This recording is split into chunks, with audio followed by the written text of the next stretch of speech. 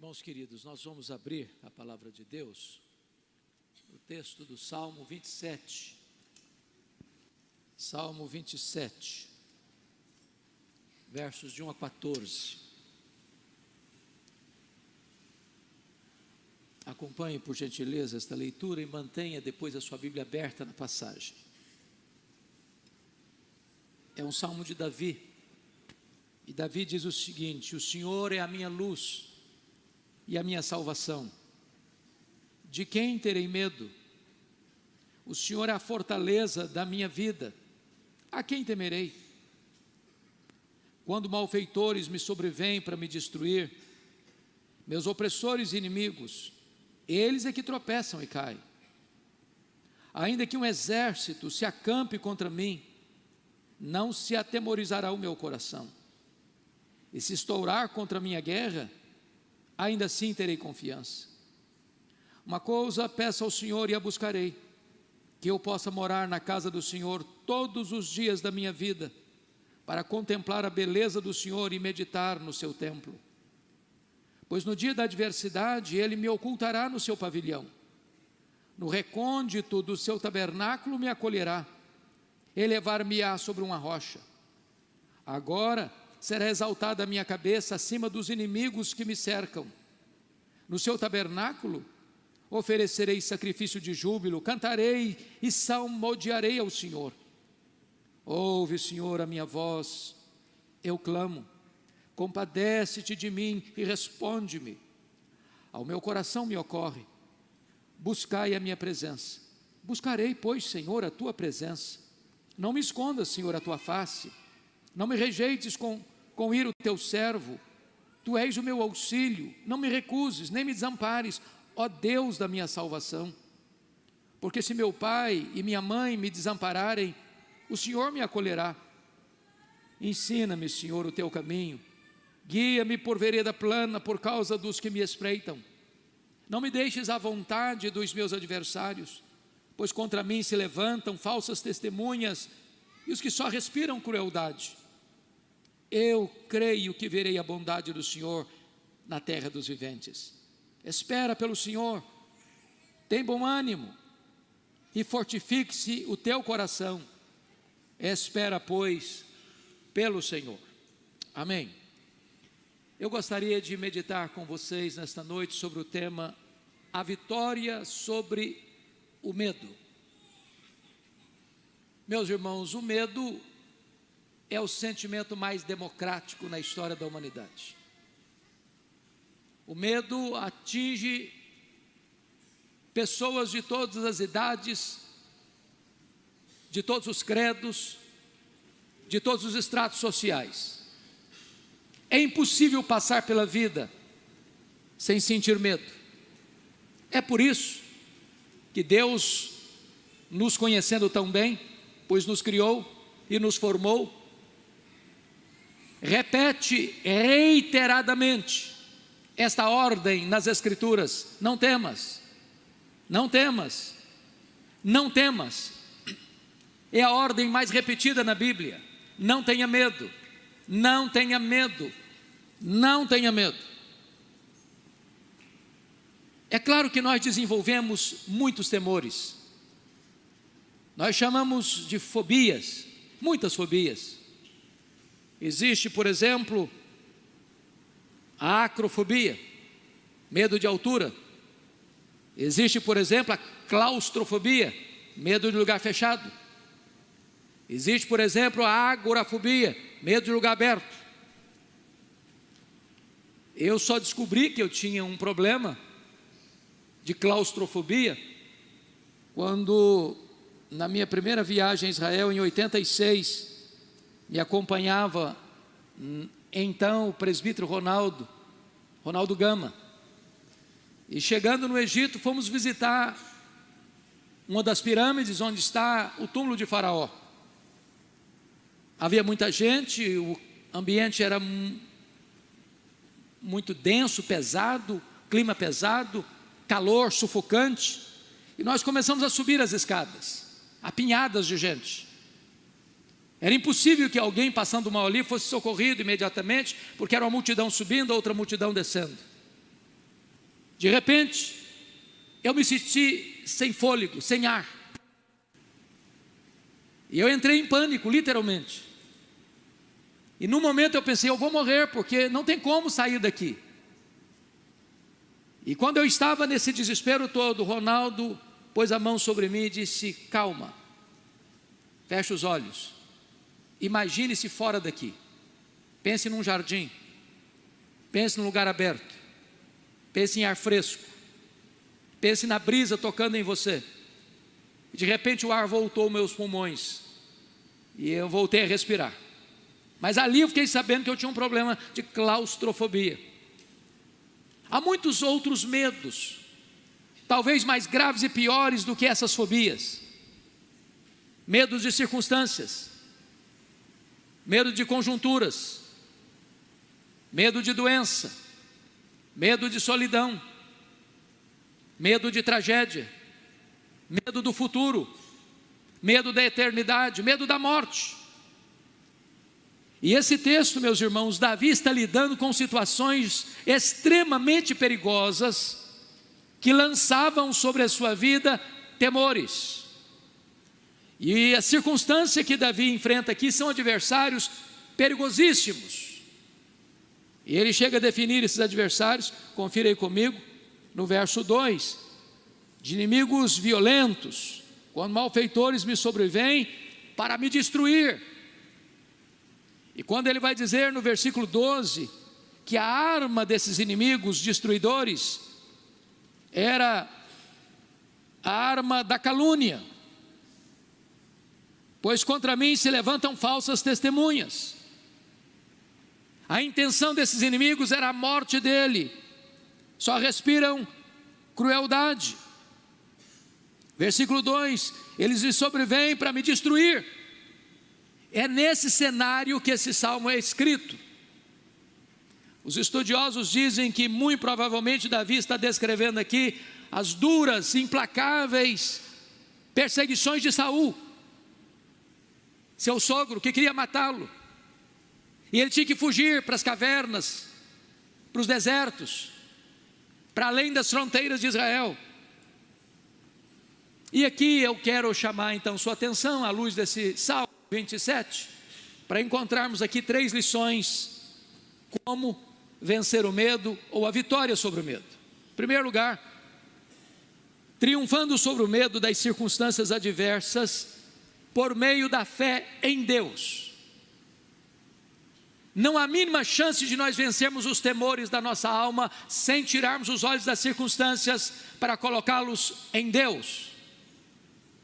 E a primeira coisa que eu destaco nesse ponto aqui, é que Davi vence o medo quando reconhece quem Deus é. Olha comigo o verso 1: o Senhor é a minha luz e a minha salvação, de quem terei medo? O Senhor é a fortaleza da minha vida, a quem temerei? Eu gosto desta figura, o Senhor é a minha luz, porque a Bíblia diz que Deus é luz. Jesus Cristo diz: eu sou a luz do mundo. E quando você usa esta figura, luz, você está falando do caráter santo de Deus. Você está falando que Deus é a fonte da vida. Você está falando que Deus é o nosso guia, que Deus clareia o nosso caminho e que Deus nos aquece com a sua presença. Ele não é apenas luz, Ele é a minha luz. Ele não é apenas salvação, Ele é a minha salvação. Ele não é apenas fortaleza, Ele é a minha fortaleza. Você vence o medo quando você sabe quem Deus é, não apenas o seu conceito, mas na sua experiência. Ele é o meu Deus, Ele é a minha luz, Ele é a minha salvação, Ele é a minha fortaleza. Segundo lugar, Davi vence o medo quando sabe que Deus frustra os intentos dos inimigos. Olha o verso 2 comigo: quando malfeitores me sobrevêm para me destruir, meus opressores inimigos, eles é que tropeçam e caem.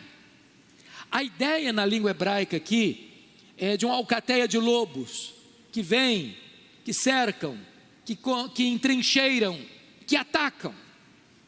E eu queria aqui trazer à mente esclarecida de vocês alguns exemplos de como Deus faz isso, frustrando os desígnios do inimigo.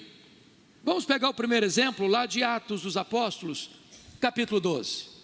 Lá está Herodes Agripa I, matando o apóstolo Tiago à espada, lançando o apóstolo Pedro numa prisão máxima, com segurança máxima, para apresentá-lo depois da festa para matá-lo. O que Deus faz?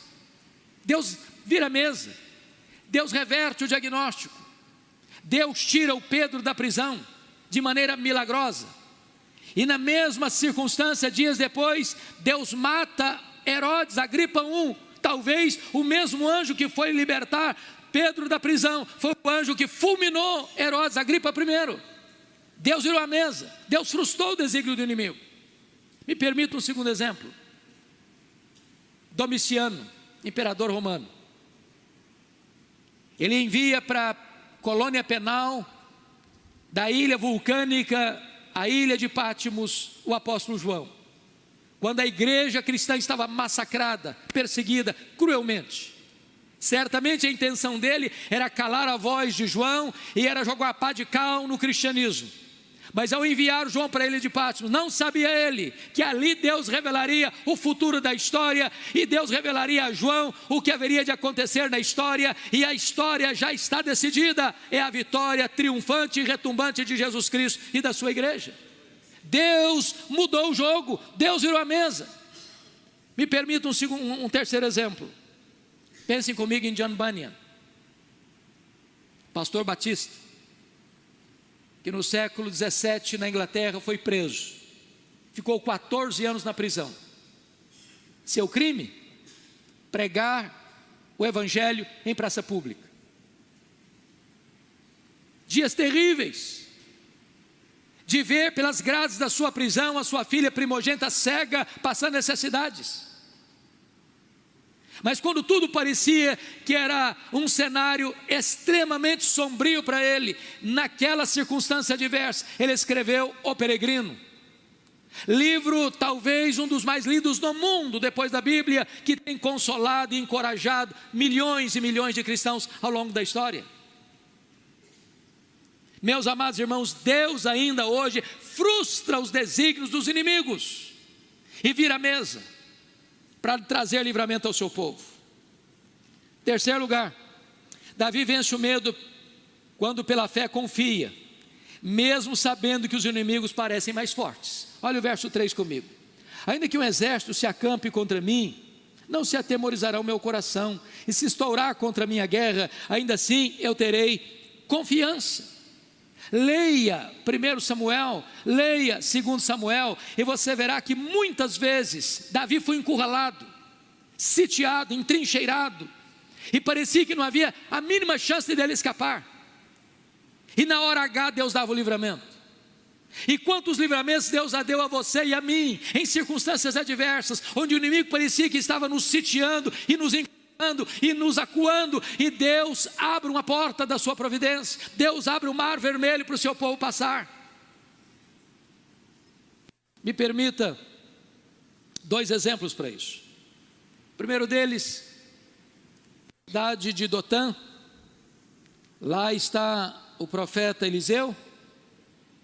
Israel está numa batalha contra os inimigos da Síria. O rei sírio já não sabe o que faz mais, porque toda a estratégia de guerra que ele pensa, planeja, na hora de executar é frustrado. E o rei pensou, deve ter alguém sabotando os nossos planos, deve ter alguém aqui do inimigo infiltrado no nosso meio, porque tudo que nós fazemos num quarto fechado, o inimigo, o Israel fica sabendo. Quando alguém diz, não, tem um profeta lá em Israel, ele sabe tudo, ele conta tudo, ele alerta tudo, Deus fala com ele. E então o rei da Síria mandou o seu exército para entrincheirar a cidade de Dotã, para prender Eliseu, talvez para matar Eliseu. E quando acorda de manhã o seu moço, vê os carros, vê os cavalos, vê os cavaleiros, ele fica alarmado, alarmadíssimo. E o profeta orou e disse, Senhor, abre os olhos desse moço. Abre os olhos desse moço, para que ele veja. E quando Deus abriu os olhos do moço de Eliseu, mais carros, mais cavalos, mais cavaleiros celestiais cercavam Dotã, pois maiores são os que estão conosco do que os que estão com eles. O nosso Deus traz livramento, o nosso Deus abre uma porta de escape, onde você não vê saída. Segundo exemplo, é quando o exército poderoso da Síria, depois de tomar Samaria, depois de fazer dobrar-se diante da bravura dos seus comandantes e soldados, as 10 tribos do norte, agora entrincheira Jerusalém, e recomenda que Ezequias se renda, e Ezequias clama ao Senhor, e o Senhor escala apenas um anjo, e apenas um anjo, mata ao redor de Jerusalém 185 mil soldados assírios, e Deus livra Jerusalém do poder da Assíria. Deus é o Deus que muda o jogo, vira a mesa, e apesar do inimigo parecer mais forte do que nós, Deus nos dá o livramento. Bendito seja o seu nome. Quarta verdade, Davi vence o medo quando sabe que Deus é o seu maior prazer. Olha o verso 4 comigo. Uma coisa eu peço ao Senhor, e a buscarei, que eu possa morar na casa do Senhor todos os dias da minha vida, para contemplar a beleza do Senhor, meditar no seu templo. Eu fico impressionado com isso, porque o clima é de guerra, é de medo, é de perseguição, é de falsas testemunhas. E esse homem não aspira riqueza, ele não aspira poder, ele não aspira posição elevada. O que ele mais anseia, o que ele mais deseja, o que ele mais busca é a intimidade com Deus, é a presença de Deus, é o próprio Deus. Mas ainda, Davi vence o medo quando sabe que Deus, nas horas mais perigosas da vida, é o seu protetor. Olha comigo o verso 5. Pois no dia da adversidade, tem esse dia? O dia da adversidade, existe esse dia? Paulo chama esse dia de o dia mau. O dia mau. Sabe qual é o dia? É o dia que o inimigo planeja atacar você, inesperadamente, repentinamente, contundentemente. É o dia que o inimigo pensa: eu vou acabar com ele, eu vou destruir a ele. E olha o que está escrito no verso 5: pois no dia da adversidade, ele me ocultará no seu pavilhão, no recanto do seu tabernáculo me acolherá, elevar-me-á sobre uma rocha. Vamos entender essa palavra aqui, me ocultará no seu pavilhão. Essa é uma palavra de guerra. Naquelas épocas de batalha campal, normalmente o rei era o comandante em chefe, ou às vezes o seu general de guerra. Era pessoa estrategista, era a pessoa que dava as coordenadas do enfrentamento militar. E via de regra, este ou o rei ou o seu comandante tinha a sua tenda no meio do acampamento, cercado dos mais bravos e adestrados soldados. Ninguém podia chegar ali naquele pavilhão sem poder atacar as forças mais poderosas do exército. O que Davi está dizendo é que Deus o colocou no meio do seu pavilhão. Para atacar você, vai ter que enfrentar o Deus Todo-Poderoso. Para encostar a mão em você, vai ter que encostar no Deus Todo-Poderoso. E o Deus Todo-Poderoso é o seu defensor, é aquele que protege você no seu pavilhão. Mas notem, Davi vence o medo quando transforma a adversidade no prelúdio dos seus louvores. No verso 6 ele diz: agora será exaltada a minha cabeça acima dos inimigos que me cercam.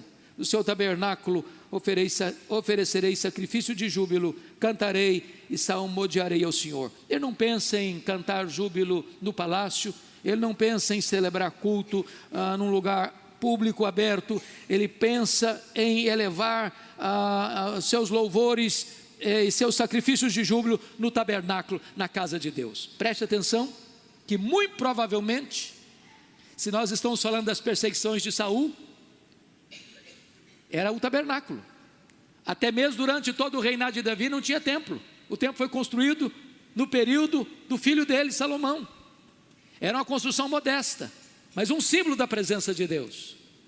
Não importa, irmãos, se o templo é debaixo de uma árvore, se é de chão batido, se é uma casa de meia água, ou se é um templo modesto, ou se é um grande santuário. O que importa é a presença de Deus, e é ali que esse homem quer adorar a Deus e dar graças ao Senhor. Mas o segundo ponto dessa mensagem é que Davi triunfa sobre o medo do fracasso por meio da fervorosa oração. Veja comigo os versos 7 a 10. Ele faz uma transição radical do pico dos montes, da confiança plena, para o vale profundo da dor, onde ele precisa orar.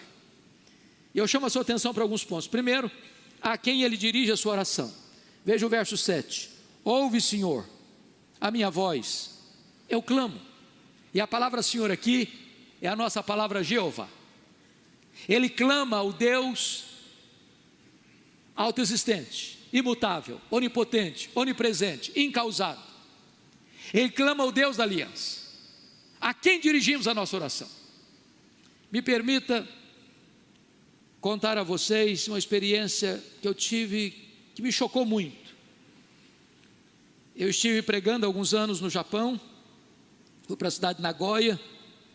O pastor que me recebeu é um japonês, que era engenheiro agrônomo, que trabalhou em Linhares na implantação de muitas coisas que hoje na agricultura em Linhares acontece, foi ele que implantou. Casou-se com uma brasileira, converteu-se a Cristo aqui no Brasil, voltou para o Japão para ser missionário. Ele disse: pastor Hernandes, eu vou levar você num local que você só vai acreditar porque você vai ver, porque se eu te contar você não vai acreditar. E me levou no templo da fertilidade.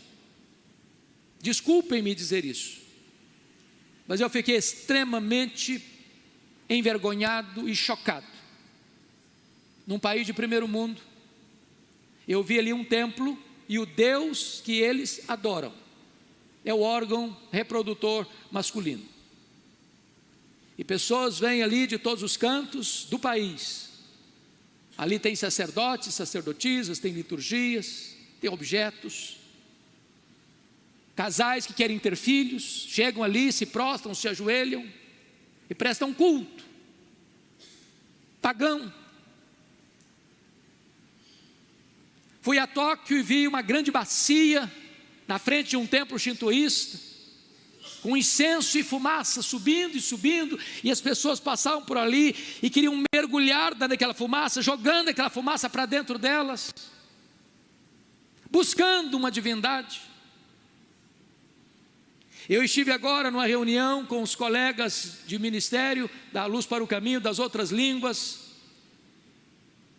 e o meu colega lá da Índia mostrando para nós a complexidade que é a Índia hoje, com mais de 1 milhão de deuses, onde a própria vaca é uma deusa, é sagrada. Os povos têm seus deuses, seus ídolos que eles formam, que eles criam para eles mesmos, mas você e eu podemos adorar o Senhor, Criador dos céus e da terra, aquele que está sentado no trono, aquele que tem as rédeas da história em suas mãos, aquele que escuta a oração do seu povo e age e intervém na história. Bendito seja o seu nome. O que ele pede em sua oração? Versículo 7b: compadece-te de mim e responde-me. Veja você que ele não estadeia seus direitos, mas pede compaixão e misericórdia. O que ele anseia em sua oração? Veja comigo, verso 8: ao meu coração me ocorre, buscai a minha presença. Pois buscarei, Senhor, a tua presença. Oh, irmãos amados, vamos entender isso. A maior necessidade da igreja não é de coisas, é da presença de Deus. Davi está num campo de guerra, acuado pelo inimigo. São muitos, são perigosos, são destruidores. Usam a arma da acusação leviana, contratam testemunhas falsas. Mas Davi não está aqui rogando qualquer outra coisa, ou desejando qualquer outra coisa maior do que a própria presença de Deus. Eu me lembro, lendo as Escrituras, quando o povo de Israel pecou contra Deus, Deus se irou contra o povo, e Deus disse para Moisés: Moisés, eu não vou com vocês, esse povo é rebelde, eu vou destruir esse povo, mas vou cumprir minha palavra, eu vou mandar vocês, e vou introduzir vocês na terra prometida, eu vou mandar um anjo para acompanhar vocês. E Moisés disse: Senhor, se tu não fores conosco, não nos faça subir, a terra é boa, mas a terra não satisfaz. Um anjo é uma excelente companhia, mas não é suficiente. Se tu não fores conosco, não nos faça subir. A nossa necessidade não é da terra prometida, nem mesmo de um anjo, é da tua presença. É a presença de Deus que satisfaz. O que é que esse homem tem medo na sua oração? Confira o verso 9. Não me escondas, Senhor, a tua face. Não me rejeites com ira o teu servo. Tu és o meu auxílio, não me recuses, nem me desampares, ó Deus da minha salvação. Do que você tem medo? Do que você tem medo? Esse homem tinha um medo. Era o medo de Deus se afastar dele, de Deus se ausentar dele, de ele não poder contemplar a face do Deus eterno. Mas finalmente este homem tem como convicção inabalável em sua oração o que está escrito no verso 10: porque se meu pai e minha mãe me desampararem, o Senhor me acolherá. Alguns estudiosos, intérpretes da Bíblia, penso eu, equivocadamente, pensam que Davi foi desamparado pelo seu pai e sua mãe. O texto não diz isso, o texto não afirma isso. Davi está aqui pensando numa possibilidade remota, de um filho ser abandonado pelo pai e pela mãe, desamparado pelo pai e pela mãe. Mas ainda que isso ocorra, e ocorre, há pais que abandonam os filhos antes deles nascerem. Há pais que enjeitam os filhos depois que eles nascem. Há pais que não acompanham e não amam e não assistem os filhos depois que eles crescem. Entretanto, Deus nunca vai fazer isso com você. Ainda que as pessoas mais próximas a você abandonem você, Deus jamais abandonará você. Essa é a ideia que o texto está nos mostrando. Mas vamos então à última lição do texto: triunfando sobre o medo do futuro por meio de uma viva esperança, versos 11 a 14. Eu destaco 4 coisas aqui para encerrarmos. Primeiro, ele é um peregrino na caminhada da vida, conforme o versículo 11. Ensina-me, Senhor, o teu caminho, guia-me pela vereda plana, por causa dos que me espreitam. Peço a sua atenção para o fato de que ele precisa de ensino. Ele é uma pessoa ensinável. Não há nada mais perigoso para a vida cristã de uma pessoa do que ela achar que agora ela é experiente, ela sabe tudo, ela tem toda a bagagem, ela não precisa mais de qualquer ensinamento.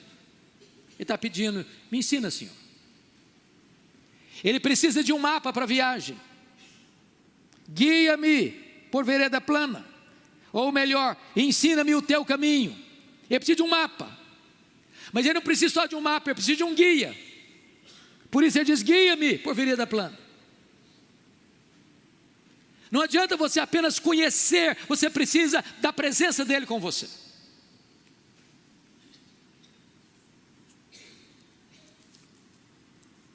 Em 1986 eu tive a bênção de subir o Monte Sinai.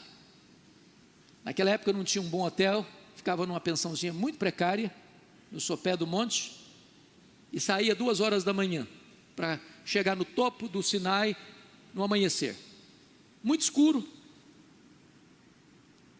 E contratamos os beduínos para nos guiar, e chegou um momento que eu não estava sabendo onde eu estava pisando. Eu disse: eu não estou vendo o caminho. Ele me respondeu: eu sou o caminho. Você não precisa se preocupar onde você está pisando, é só me seguir. Eu sou o caminho. O Senhor Deus não apenas dá o mapa, o Senhor Deus vai com você, Ele é o guia, Ele é o caminho. Segundo, Ele é um homem vulnerável ante os adversários cruéis. No versículo 12 ele diz: não me deixes à vontade dos meus adversários, pois contra mim se levantam falsos testemunhos, os que só respiram crueldade. Está dizendo: Deus, eu não posso ficar sozinho, eu não tenho força para ficar sozinho, eu não tenho estrutura para ficar sozinho, eu não tenho proteção para ficar sozinho, então o Senhor fica comigo. Mas em terceiro lugar, ele é um espectador por tempos de refrigério. Bendito seja Deus. Verso 13, ele diz: eu creio que verei a bondade do Senhor na terra dos viventes. Larga de mão o pessimismo. Deixa de lado o medo. Talvez hoje você está olhando, os inimigos são muitos, são perigosos, são destruidores, usam armas perversas contra você. Talvez você olhe para você, são muitos os que me cercam, estão declarando guerra contra mim, mas você vai dizer: eu creio que eu verei a bondade do Senhor na terra dos viventes. Eu creio, dias melhores virão, a bênção do Senhor chegará, a vitória de Deus chegará. Talvez você está passando pelo vale mais escuro da sua vida, mas Deus vai reverter este quadro, e você vai dizer pela fé, crendo e cheio de esperança: eu creio que eu verei a bondade do Senhor na terra dos viventes. E ele conclui como um homem que se alimenta da própria esperança no verso 14. Ele diz para ele mesmo, e diz assim: espera pelo Senhor, tem bom ânimo, e fortifique-se o teu coração, espera, pois, pelo Senhor. Essa é a mesma palavra que Deus disse para o jovem Josué, num dos momentos mais sombrios da história de Israel, quando o grande líder Moisés estava morto, e Deus chega para Josué e diz: olha, o meu servo Moisés está morto, dispõe-te, levanta-te, vamos lá, assuma o comando, lidera esse povo, introduz esse povo na terra prometida, eu serei contigo, tem bom ânimo. Eu quero encorajar você, meu irmão, não importa o que possa acontecer hoje à noite, ou amanhã de manhã, ou nos anos futuros, ou nas dramas mais terríveis da sua vida, a palavra de Deus diz para o seu coração: tem bom ânimo, tem bom ânimo, tem bom ânimo.